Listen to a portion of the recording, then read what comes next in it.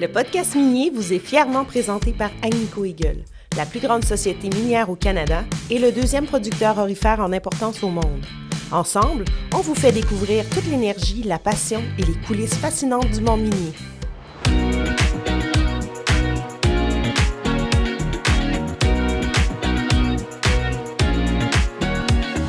Aujourd'hui, au podcast minier, je retrouve un invité que j'ai eu le plaisir d'interviewer il y a quelques temps lorsqu'il dirigeait Osisko Mining avec le projet Windfall. J'accueille Mathieu Savard. Bonjour Mathieu. Hey, bonjour Manon, ça va bien? Oui, là, j'ai vraiment lu mon introduction. Ça fait 3 fois. Eux, ils le savent pas, mais nous, on le sait que ça fait 3 fois que je te reprends.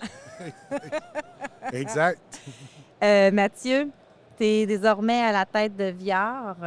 Qu'est-ce qui a fait en sorte que... Qu'est-ce qui t'a attiré, en fait, par le rôle puis ce changement-là d'aller vers Viard? Écoute, je pense que c'est une évolution naturelle de ma carrière. Tu sais, j'étais président chez Osisko Mining, puis suivant la transaction avec Goldfields, j'avais encore soif de découverte. Puis l'opportunité s'est présentée, puis j'ai sauté à pieds joints. Puis je ne suis pas venu seul, il y a certains membres de l'équipe qui a suivi. Donc, on tente de recréer la même dynamique qu'on avait chez Mining, puis on l'espère avec le même succès qui viendra.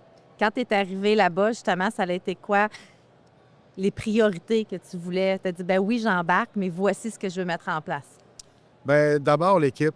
On demeure, on est en ressources naturelles, mais on demeure une business de people, de gens. Donc, aller chercher les bonnes ressources. Et puis ensuite, évidemment, on voulait financer, s'assurer qu'on avait un air d'aller pour 3-4 ans. Donc, on a fait un financement en février de 39 millions. Et puis, dans notre plan, évidemment, on avait d'avoir une entente avec les Premières Nations. Donc, on a annoncé il y a environ une semaine une entente d'exploration avec la communauté de Long Point. Fait que ça, c'est très important pour nous de se positionner puis de faire la bonne chose dès le départ. Donc, ça, on le fait. Puis, évidemment, il nous manque un élément, c'est une découverte, puis on travaille très fort, là. Présentement, on a 4 foreuses à Belle-Terre. On travaille sur la prochaine phase de forage et on travaille très fort également pour ajouter d'autres projets dans le portfolio. Donc, on est vraiment, vraiment actifs. On a beaucoup de plaisir. Puis, à date, je regrette zéro mon choix. Tu viens de faire un panel que j'ai écouté, puis tu parlais dans ta conférence, comment on fait pour attirer des gens, justement, travailler pour le secteur. Puis une des choses que tu disais, c'est qu'il faut avoir des gens passionnés. C'est pas toujours nécessairement le diplôme qui vient avec, autant que la passion. Est-ce que c'est comme ça que tu projettes de bâtir ton équipe? Absolument. Ça a toujours été, là, même quand j'étais jeune géologue, je passais des entrevues des jeunes étudiantes universitaires. C'est ce que je recherchais, là, l'étincelle dans l'œil, avec des questions des fois complètement hors propos, juste pour voir si la personne était prête à faire tout ce qui était nécessaire pour faire une différence dans la business. Puis c'est comme ça que quand on travaille avec des gens passionnés, ça se transforme. C'est plus un travail, ça devient finalement quelque chose qu'on fait qu'on aime, puis on compte pas les heures. On sait que c'est une business qui est difficile, mais puis c'est là que le plaisir embarque à chaque jour. Il n'y a pas une journée que tu te lèves, tu dis « Ah non, je m'en vais au bureau ». Ça te passe même pas par la tête. C'est comme « Non, tout le monde pousse dans la même direction », puis ça crée un effet de un bandwagon, si on veut. Je cherche mes mots en français, mais un effet d'entraînement. Puis, évidemment, ça amène... le succès suit par la suite. Tu as coupé ma dernière question, parce que je voulais finir le podcast en te demandant qu'est-ce qui fait que tu te lèves le matin et tu vas travailler, Mathieu? Tu viens un peu de je me réveille normalement. J'ai pas de misère à me réveiller. Moi, ce matin, j'animais un panel, puis on parlait beaucoup de leadership, puis surtout la façon que nous, comment qu'on se voit, le marché, comment qu'on voit le marché, le secteur minier versus comment que les communautés nous voient le secteur minier. Puis il y a un gap, là. Il y a vraiment un gap entre les deux. Où est-ce qu'on veut aller? Je pense que on a besoin de leadership différent. Puis la diversité, je crois, vient dans ce... Puis diversité ne veut pas nécessairement dire diversité, avoir des femmes. Oui, on en veut des femmes à des postes de C-level, mais la diversité est ailleurs aussi, je pense, dans la façon qu'on pense, la façon qu'on exécute. Puis, oui, il y a le papier. Puis souvent, on va voir des CEO comme toi, Mathieu. Vous avez le background, vous êtes des géologues, c'est des gens ingénierie minier. Fait que le backlog, il est là, l'éducation est là, mais il y a peut-être un window, là, une fenêtre qui s'ouvre à d'autres sortes de CEO pour venir justement démontrer quelque chose de différent sur le marché. Je ne sais pas. Je m'en vais un peu partout avec ma question. Ben, c'est ça que j'allais dire. Et où ta question? Non, mais si je vais prendre la balle au bon, mais la réalité, on parlait de passion, on parle de compétences. Ce qui fait des bons leaders ou des bons CEO, je pense, c'est de s'entourer des meilleures personnes. Puis les meilleures personnes, ça ne veut pas dire nécessairement que tu as un papier. C'est quelqu'un qui est capable de transcender son secteur. Ce qu'on voit présentement, entre autres, dans les communautés, ce qu'ils appellent le TEC, le Traditional Ecological Knowledge, qui amène une valeur, entre autres, aux connaissances des elders dans les communautés, sur le même pied d'égalité que la science, si on veut, au niveau, exemple, si on parle d'environnement, tu sais, tout ce qui est empirique, que les communautés ont dénoté. Donc, il y a une tendance là-dessus. Mais effectivement, la diversité en termes également de façon de voir les choses, la conception du temps, par exemple. Donc, effectivement, les communautés, ce qu'ils apprécient beaucoup, c'est l'authenticité.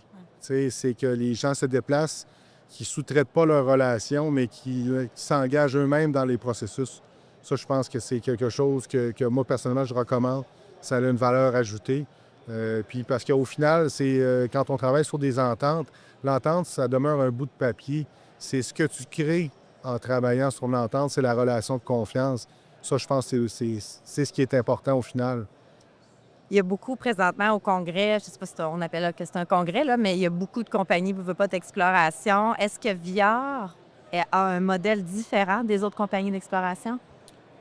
Au niveau de l'exploration proprement dit, ça se balance. Évidemment, c'est pas toutes les compagnies qui arrivent avec le même track record ou, disons, travaillent avec la même vitesse ou ont accès au même capital. Au niveau technique, il y a plusieurs compagnies qui se comparent.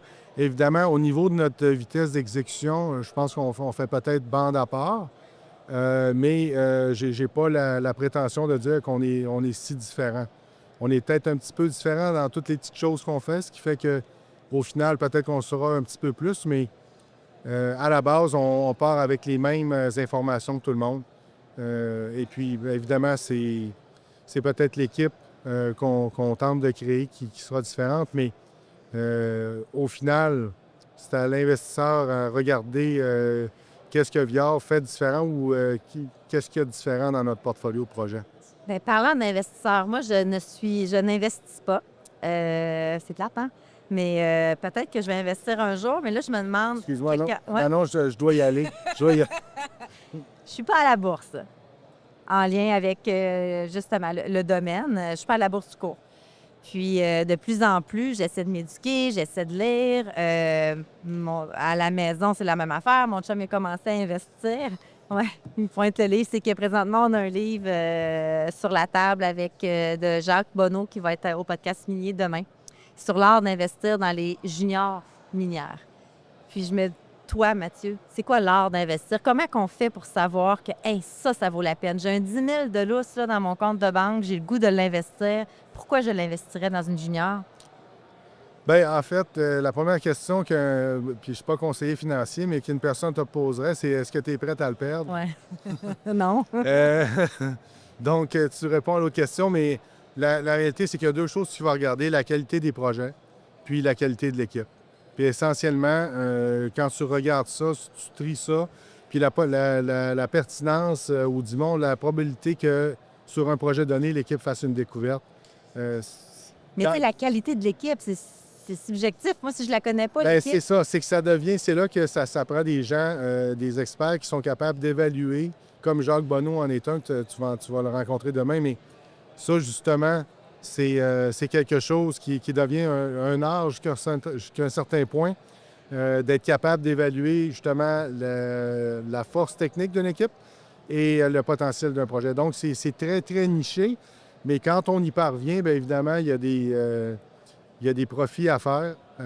Puis c'est comme, je dirais, c'est plus probant que de gagner à la loto, puis les chances sont plus élevées également. Fait qu'on va aller investir. Qu'est-ce que le...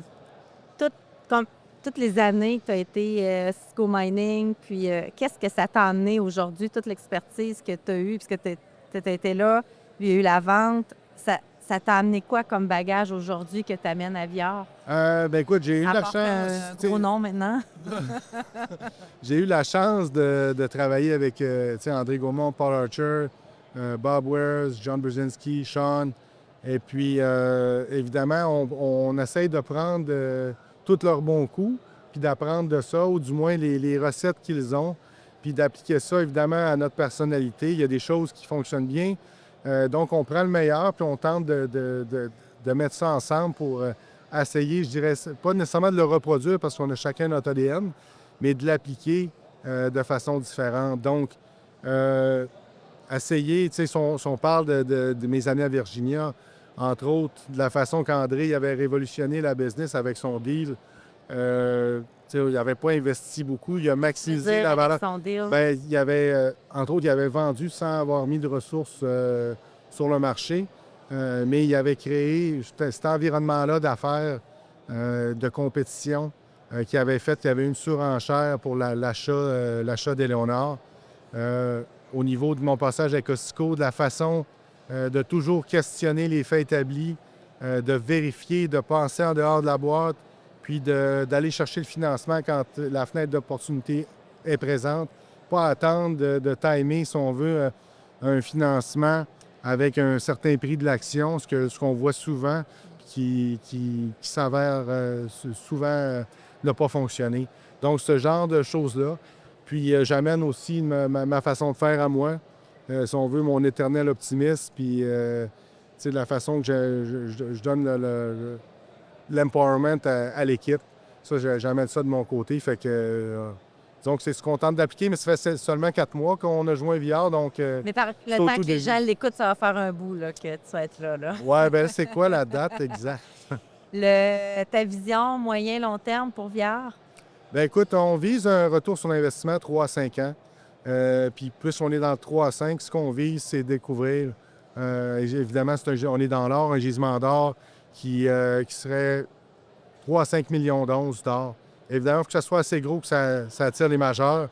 Donc, c'est notre objectif. On se donne 3 à 5 ans pour le faire. Puis là, vous êtes situé au Témiscamingue? Le projet Belle-Terre est au Témiscamingue. On a d'autres propriétés ailleurs en Abitibi ou à la baie James. Puis, comme je le mentionnais tantôt, on veut en ajouter quelques-unes dans le portfolio parce que moi, personnellement, j'aime pas ça avoir seulement mes œufs dans le même panier. Donc, on va en ajouter, mais on va être très actif à Belle-Terre, où est-ce qu'on explore l'ancienne mine, en fait, sous l'ancienne mine, dans le corridor de l'ancienne mine, puis on explore dans le district parce qu'on détient 700 km² de terrain dans ce secteur-là. Donc, on va être très actif. C'est quoi l'ancienne mine? C'est la mine Belle-Terre qui est en opération de 1936 à 1956, qui a fermé. Puis depuis ce temps-là, il y a eu très peu d'exploration alentour. Donc, on a fait la première passe en dessous de l'ancienne mine. Les résultats sont, tu sais, les teneurs, les hauts teneurs, on les a démontrés. Les épaisseurs sont moins au rendez-vous. Donc, on va faire du follow-up sur certaines valeurs. Puis on commence à voir des teneurs rock-fer dans d'autres types de lithologie, ce qui est souvent symptomatique d'un système plus puissant. Donc, c'est le tout début. On n'a pas encore trouvé ce qu'on cherche nécessairement, mais on va continuer à travailler très fort pour y arriver. Bien, Mathieu, merci d'avoir pris le temps de faire l'entrevue. Je sais que vous avez 15 000 rencontres aujourd'hui avec d'autres investisseurs. Fait qu'on vous souhaite bonne chance, puis on regarde Viard aller, veut pas, c'est beau à vous voir aller. Bien, merci, Manon. Faire entendre une industrie qui nous est chère. Voilà le cœur de ce projet qu'on porte avec Agnico Eagle. Ensemble, on démystifie, partage et rend possible cet univers qui nous passionne. Et l'aventure continue. On se retrouve dans le prochain épisode.